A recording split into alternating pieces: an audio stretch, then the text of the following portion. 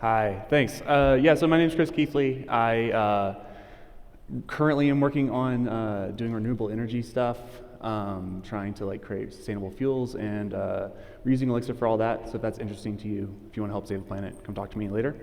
God, it's been a while. I can feel it.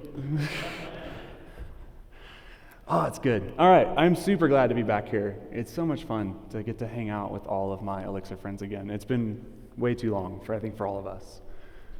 So some of you may know that I have been kind of taking an extended break from Elixir contributions. This happened a few years ago. In the meantime, though, I've been thinking a lot. And I found something that I'm really, really excited to talk to you all about. It's something I've spent a ton of time on and really put my heart and soul into it. And I think it's pretty amazing. And it's my D&D campaign.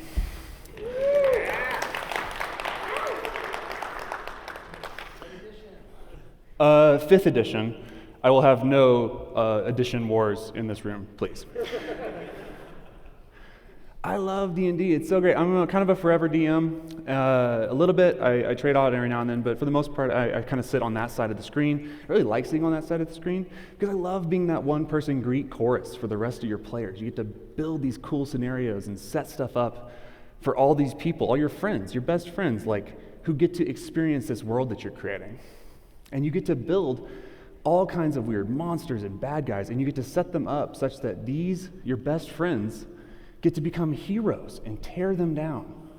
And it's so cool. It's so fun to build something awesome and then watch your players sometimes literally burn it to the ground. But occasionally, every so often, you get that little taste of DM power. And you like to utter those famous words. As you enter the room, you gaze upwards and realize far too late that the room is a mouth and you are all devoured. I will need you to hand in your character sheets now. In short, the trap is very, very interesting. Now, 3 minutes into this talk, you may be asking, why is he talking about D&D and traps? Well, the thing is, I felt that little taste of power again. And I thought it would be interesting if I was able to trap all of you in the audience. And the trap here is that, I'm afraid to say, this talk isn't exactly about Solid. In the sense that it's not about going through Solid and dissecting it in some sort of pedantic, point-by-point rebuttal where we prove that each phrase in some 5-letter acronym, that was created on a mailing list one time, is wrong. Rather, to be clear, that sounds like a lot of fun, actually, for me, as someone who doesn't cleave to Solid that much, but it sounds like fun that we can have, at the bar later. We don't need to do that here. The much more constructive thing, and the thing that I wanted to help impart to y'all, is a talk generally about design. This talk is really about if it's possible to build systems with less stuff in them. I think it is, and I think I have been fortunate enough to work in a few scenarios where I stumbled backwards into some of these patterns. And I am hopeful that I can sort of explain my thinking a little bit. When I say building things with less stuff, what I mean by that, in the hopes that we can all build systems sort of with less stuff. So we are going to pick on Solid just a little bit, not because it's morally wrong or something, but because it's sort of an exemplar of the kind of thinking that has permeated a lot of our industry. It is one of these sort of things that sits alongside all of the conventional wisdoms that we've internalized. And I think the case may be that if we want to build systems with less stuff in them, we perhaps have to eschew some of that conventional wisdom. We have to do things a little bit differently than we're accustomed to.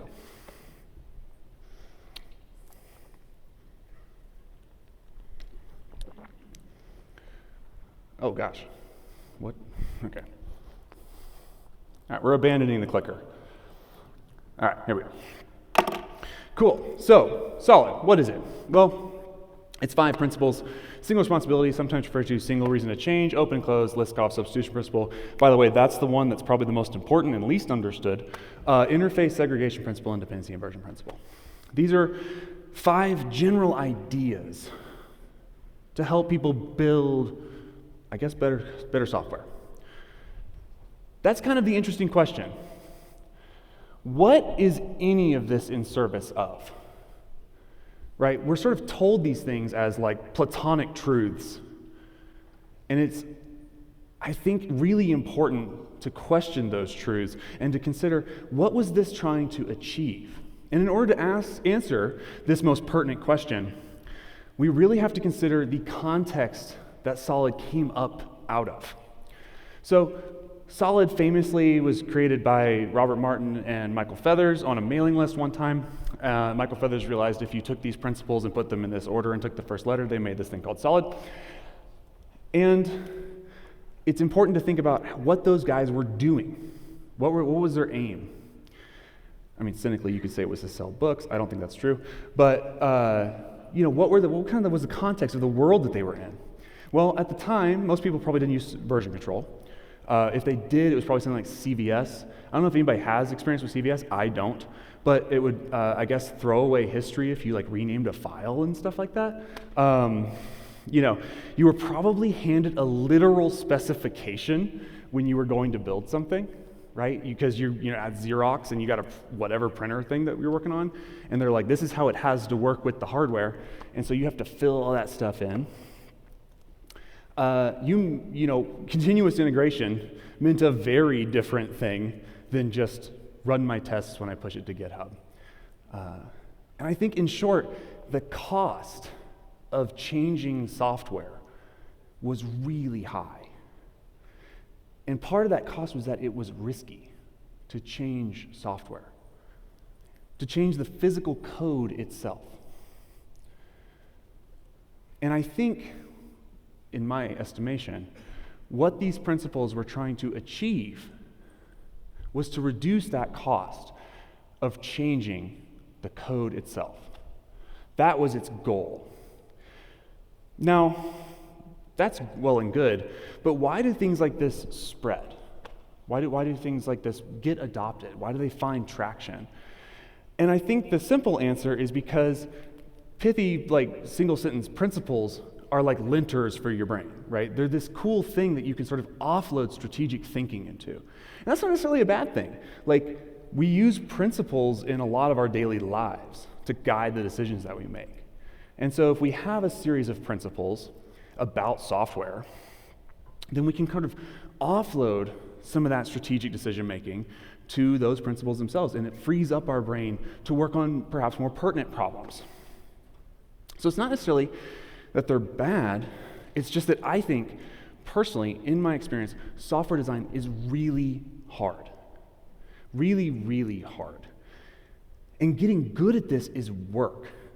I mean, how many times have you been working on something and you feel like you're thrashing, not against the problem, but against the solution that you have crafted, trying to figure out what layers of things go where, what pieces go where, how do you make those sorts of decisions? And if you're thrashing like that and somebody comes along and says, I have a 5-step program that will guide you in that decision-making process, well, that seems really good. That seems awesome. I want that.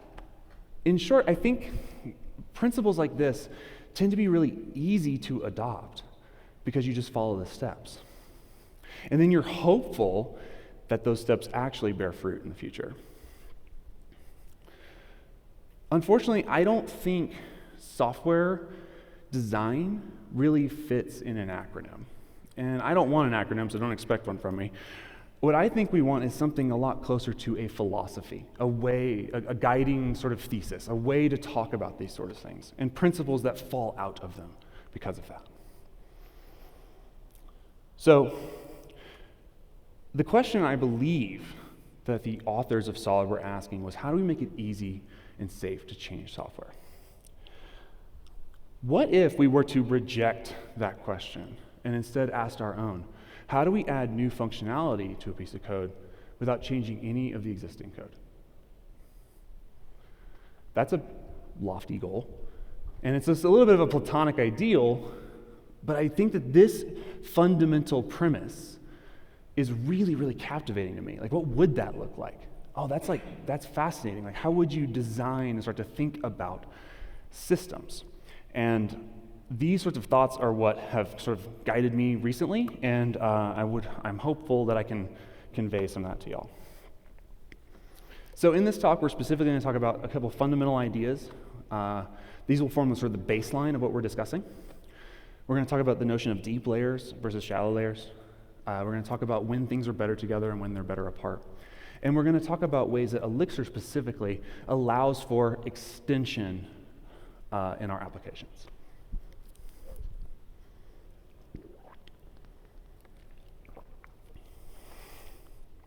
Okay, so let's talk about some fundamental ideas. The first premise I want to present to you is that software design is about managing complexity, fundamentally about managing complexity.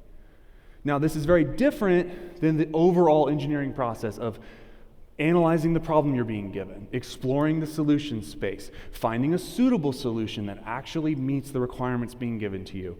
That's all part of it. That's part of the job. We have to do that part. But the design part, the thing that we're interested in now, is how do we do all of that and also leave ourselves open for change in the future? How do we manage the essential complexity of the problem at hand and of the solution that we're working on? So complexity is like a programmer weasel word like refactor. It doesn't really mean anything. So we're going to provide a definition for the purposes of this talk. So let's think about an HTTP client. What goes into managing and building an HTTP client? I don't know anything about this. I've never done it. Not a good one anyway, probably. But what would go into this, right? What do you need to do to pull this off? The first thing you need to do is probably something like socket management. You need to be able to bring up TCP sockets, close and clean up TCP sockets. If you're potentially dealing with H3, you might be doing UDP stuff. You might have some SSL in the mix that you're going to have to deal with. If you want to make it efficient, you're going to have to deal with things like connection pooling, checking out different connections, when you can use them versus when you can't, which ones are overloaded. Depending on what you're targeting, you might have to deal with HTTP 1 or HTTP 2.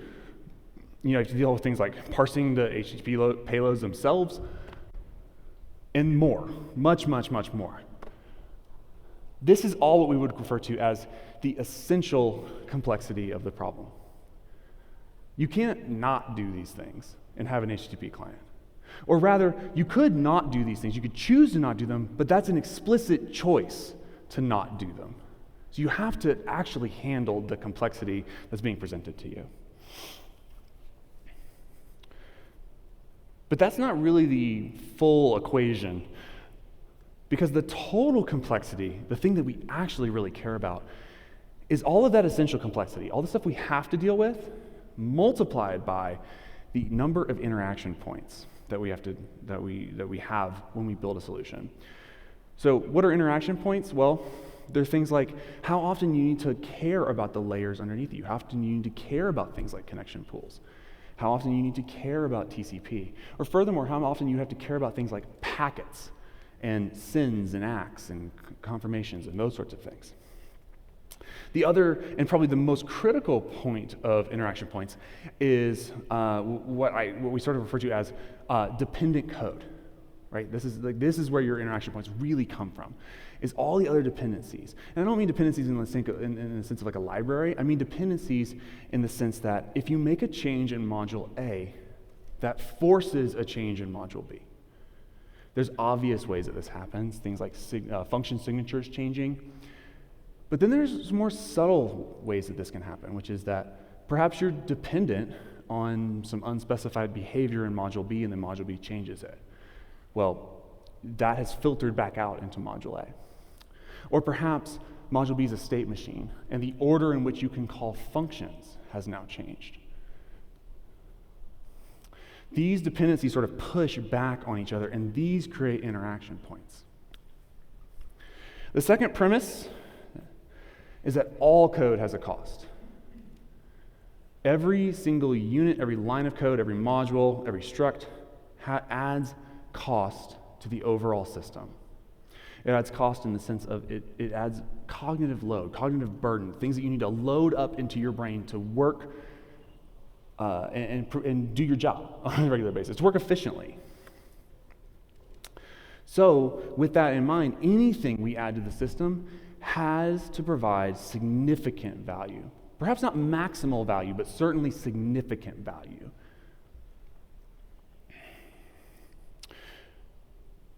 So these are the fundamental ideas. And with these in mind, we're now sort of ready to dive into what do we do about this stuff?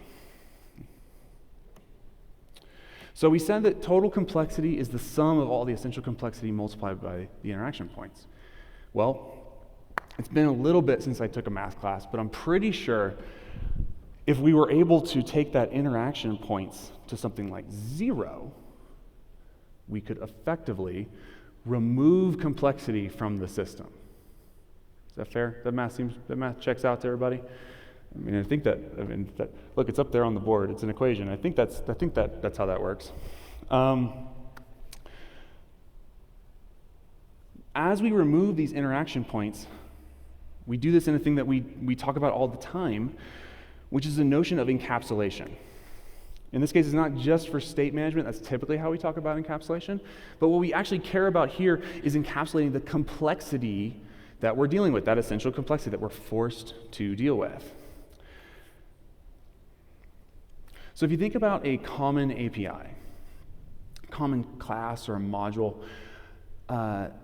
conventional wisdom tells us to build smaller things, isolated things, things that do one thing, things that are just sort of this little piece that can be tested in isolation and live on its own and be very easy to reason about. Small functions, small classes, all that sort of stuff. And I would refer to all of these as very shallow layers in the system. They're a thing that does part of a full problem, but must be composed with other things to solve the full problem. In contrast, a deeper layer would be one that encapsulates more of the fundamental complexity that you're dealing with.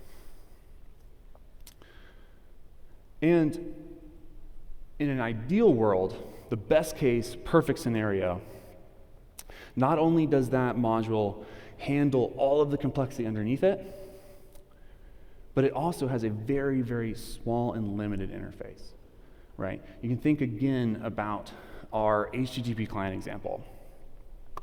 If you're interacting with an HTTP client, all you should ever have to see is the HTTP client, and it's like 5 functions that it'll do. And underneath it, it's handling all that stuff, all that pooling, all that SSL, all that TCP, and that stuff shouldn't leak out. You shouldn't have to interact with any of that. And none of the changes inside of it should impact anything above it. And as we begin to build this stuff up, we can begin to talk about building up a system out of these layers. So you could imagine, again, something more like an RPC client. Maybe it's sending protobuf, and it's also handling things like circuit breakers or adaptive concurrency. And it's sort of protecting itself, and it's a way to talk to a specific service using HTTP. Well, if I'm using my client, it's handling all of these internals, all this sort of specific logic using that HTTP client, and I should not see the HTTP stuff bubbling up out of it. That should be sort of hidden away from me. An interesting thought about this is that something we can glean is that lower layers in the system generally are much more general and reusable. We can use TCP to do a whole lot of things, not just build HTTP clients. And as you go up in the stack, things become much more specific and much more specific to your application and your needs. And they become much more about what you're doing. It's also interesting, falling out of that, is that stuff at the bottom is much more reusable than stuff at the top. And as you get more and more and more and more specific, you get less and less and less reusable. We care about reusability because reusability is how we start to build systems out of simpler stuff. It's how we start to take out all those very specific things and use much more general constructs to start to build up our applications. And I think there's some interesting and good examples of deep modules that hide a lot of complexity. And there are things like mapset, right? This sort of complicated data structure. How often do you care how mapset works under the hood? It just works. Does what you want it to do. JSON's another good example. You don't know what JSON's doing in there, but it has 2 functions. I guess 4 technically, but basically 2 functions. It's perfect. Things like persistent term. Persistent term is doing a lot of work. And it's, again, 2 functions. And certain network protocols in the Beam are kind of reasonable examples of this. Inverted of that, things that would be sort of red flags, right? Things that you start to notice when you're thinking about, is this module deeper or shallower? Things that would indicate a more shallow module are things like excessive pass-through. You just call in one thing and call in the next thing. Lots and lots of def delegates. If you've got APIs that share APIs that share APIs and you're just passing stuff through, these are very shallow things. What value are these adding to your system? Is that value outweighing the cost that they're adding to your system? And obviously changes that impact multiple dependencies. When you make one change in one place and you need to wade through 5 other files to go update all of that stuff.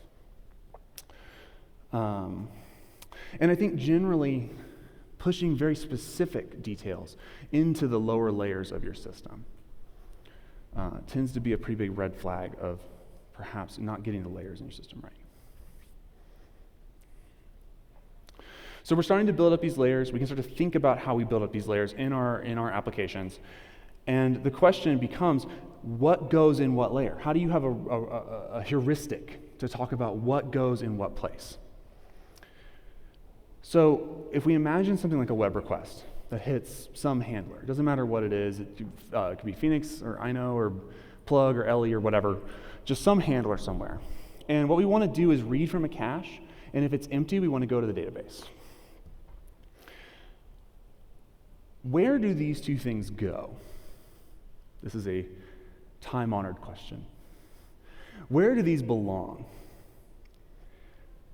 I think a good way to frame this is how much of what we're going to build is reusable, and who knows how to make these decisions? Who knows the most about how to put these pieces together? And that may guide us in trying to figure out how we layer this stuff together.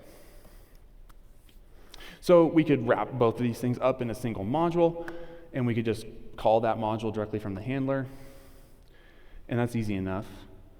And it might work for our example. But we can ask ourselves this question: is this reusable? Is this interface that we're building really reusable? Is it reusable in a lot of other contexts? And we can use our experience and our knowledge of the application to help guide us in this. I don't think that there's necessarily a default answer for this. I think this is something you have to really look at. And this is why design is hard. But you could imagine perhaps a background task. You could ask, can I use this function? For instance, is that background task always going to want to hit the cache? Is it comfortable getting stale data? If it's not, that may be an indication that we don't have a reusable interface anymore. We could also ask questions about how likely is it that we're going to have to tune that query? That we're actually going to want to select pretty specific fields out of that query or optimize it, change that join, and that may have ripple effects through the rest of the application. Now, it may be that in both cases, we feel pretty good about this. and we feel like this is like the right interface. But if we're at all sort of confused or we're not quite sure, a good heuristic for this is to take specific logic and start to pull that stuff upwards, and to take complexity and start to pull that downwards. So while this may be reasonable, we also might determine that actually this isn't a generally reusable interface, and we want to actually split this stuff up. And it's just better in this case for the handler to call ecto in the cache and deal with it all, and for the background task to deal with just ecto itself, because it's better at handling that. It knows more about what it needs.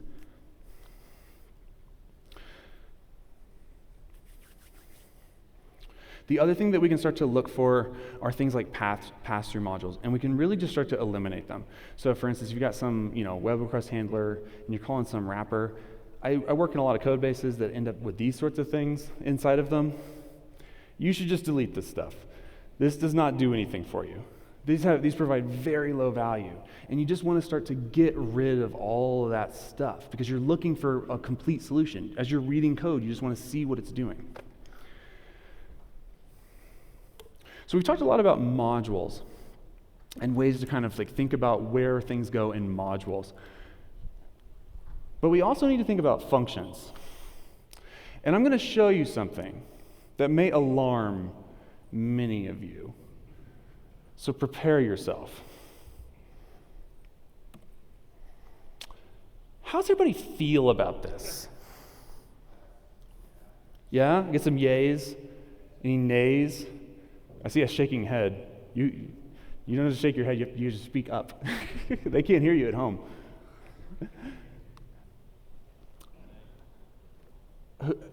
I'm going to go ahead and make the claim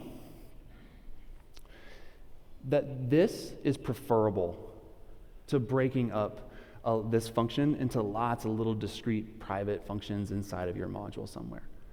I'm actually going to go ahead and make the claim that line length and functions basically doesn't matter, and what you're really searching for when you're writing a function is to build a complete function, because you don't want to wade through 5 other things. Because I want to look at this and say, how does this thing that we're doing interact with caching? What does it actually have to do? It's like, okay, well, if I'm making a good request, I'm going to put it in the cache, and if the fuse is blown, I'm going to get it out of the cache. Okay, I can now sort of start to look at this code, and if I see that something's slightly off, I can just fix it. Finding a bug in this means just reading it. I don't need to walk through other named private things that are used in one place. This is a complete function in that you can read it and you can see what it does. You don't need to compose this with anything else. This is it. My sort of premise, I guess, is that every function to do one thing and do it completely. Because again, we're talking about removing complexity. We're talking about removing interaction points. Functions built up of lots of other private functions have lots of interaction points. So if we can remove those, we actually reduce the overall complexity of the system. Because what we care about is not the complexity of you in your brain as you're like writing the code. What we care about is what the resulting thing does to the overall system and everyone else's ability to read the code and understand the code. And as we've already stated, every function we add should add value and provide reuse. Single-use private functions that are used in one place, by definition, do not have much reuse. They're used in one place. You should remove them. A good sort of rubric for this is that a function's signature should be much, much, much simpler than the complexity that it hides. And if you can arrive at this, you're in pretty good shape. Obviously you can take this too far, okay? Don't come to me with your 2,000 line main function and be like, it's good, you told me to do this. Come on now. That's not what we're talking about. So now we've started to build up these reusable parts. We've got these simpler interfaces that hide their complexity, that do more. Now, how do we start to allow for this extension. And there's lots of ways to do this. In this talk, we're going to focus on two, and that is polymorphism and inversion of control. Inversion of control, some of y'all may cringe at this because it brings back memories of words like spring. I know I get a little upset by it still, but in general, I actually think this is an incredibly powerful idea because it does what we're talking about. It gives control back to the thing that can actually make decisions. And I'm going to show you the module in Elixir that does inversion of control better than anything else. And it's one that you're all super familiar with. It's the best module in Elixir. It's enum. Enum is like the penultimate example of inversion of control. Because what does it do? I mean, seriously, it's the best module ever. Innumerable things go into it, and you pass in functions that operate on elements of that enumeration. It's awesome. And it gives you all this power to start to do different operations. Think about how many ways you can use something like map and each and like ordering and grouping and sorting. Like, you can do all the things you need to do. And the reason is because it's inverting control back to you at the call site. You get to pass the function in that determines what you're doing. So when we talk about polymorphism, absolutely the best way to do it is functions. But there are others in situations where that doesn't make quite as much sense. There's really three: functions, protocols, and behaviors. So with functions, we're going to walk through sort of a classic OO example, and we might have an animal module that speaks. Well, why do you need anything else? You have functions, so just start to pass the functions in, and you got your inheritance without all the spurious ontological commitments. Like, you got there to the same place, and you just needed a function to do it. And other examples would be like things like, there's a caching library I wrote called mintat. With this fetch function, it tries to retrieve something from the cache, and if it can't find it, you're allowed to pass a callback in and do some sort of operation. This could be whatever you want. It could be calling a service, like this is what this is doing right here, or it could be doing a database call, looking up the Redis, going to ets, like whatever you want to do. You're fully in control at this point. So functions are super great and what we should definitely reach for first, but there are cases where that's not enough because we need to carry around more state and we want to kind of manage that state. And in those cases, we can start to reach for protocols. So if we imagine we're back in our sort of web world and we got some web request coming into a controller, and that controller needs to call some other downstream service, a pretty common problem when you're dealing with stuff like this is it'll inevitably come up. Is it possible for us to mock this out? How do we mock this out so we can kind of test and verify what's going on? And what I would reach for in this case is a protocol. So we might create a protocol like my service, has some function def get posts on it, and we can begin to implement that using very specific structs. So this is the HTTP version of it that actually does a real HTTP call, and it does things like checking fuses. It carries around state like its base URL, and it can return good errors for us and do sort of all of that API construct stuff that we need to do. We could also create a pretty trivial little mock struct here that just is going to hold on to a fake response, and when it gets called, it just returns a fake response. Now when we want to go use these things, we just sort of construct them in whatever way we need to, and we call myService.getPosts with the specific service implementation that we care about. Of course, once we've done this, we need to sort of thread it through the rest of the application.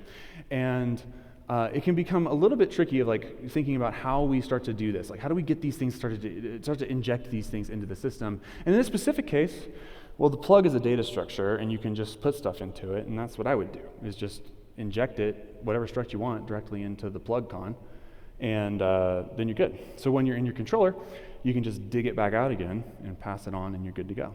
And now when you want to write a test, you just pass in your fake one, and in real world, you would just inject it like as the request comes in. I think protocols like this are like a really, really great way to start to like decouple these interfaces and to allow for extension, because they allow anyone to come along and extend the application. You're allowed to like just implement a new struct and start passing it around, and as long as it conforms to the API, you're good to go. You don't change anything else about the system. But when that sort of runs out, the final thing we have is behaviors. Behaviors are actually quite tricky, because behaviors, by their nature, rely on the machinery that you're interacting with in order to be the most useful. So you imagine like a gen server. You have this construct, this thing that knows how to handle calls and casts and info and shutdowns and terminates and do things like selective receive and ordering, and it knows what callbacks of yours to call. And it's a generally reusable thing. And when you want to inject yourself into it, you get these callbacks that the machinery can be aware of and call into. But with behaviors, you really have to your mechanism has to understand both sides of the construct. It has to understand both sides of what you're interacting with. And if you find yourself building systems where you keep going into the machinery and needing fundamental changes to the machinery, you don't want a behavior. That's not the best fit for those things. You just want a protocol. But when you need this stuff, for instance, like gen servers, I mean, how great are gen servers? You can just do whatever you want in there, and it's this great API. Then you're good to go. So those are the sorts of extensions that Elixir allows in our applications today. And I think when we start to bring all these ideas together, this notion of complexity and dealing with complexity, the notion that software has costs associated with it, and hopefully has value, we can start to think about how we layer the systems together and how we create things that are deeper, that hide more, that do more stuff, and where those layers coalesce and how to leave ourselves open for extension in the future. It's been my experience that we can build systems out of just fewer pieces and less stuff. And we can really live in this world where you can look at the code and work within it, fix it, tune it, and it leaves us very open to change. We get all that good extension for free. So I hope that these were interesting ideas. I hope that this perhaps challenged some of the conventional wisdom that exists in not Elixir necessarily, but software in general, the ideologies that we've sort of internalized. Most importantly, I want everyone to remember, never forget to ask why. Why do we do these things? Why is this the way that it is? Why do we believe the things that we believe?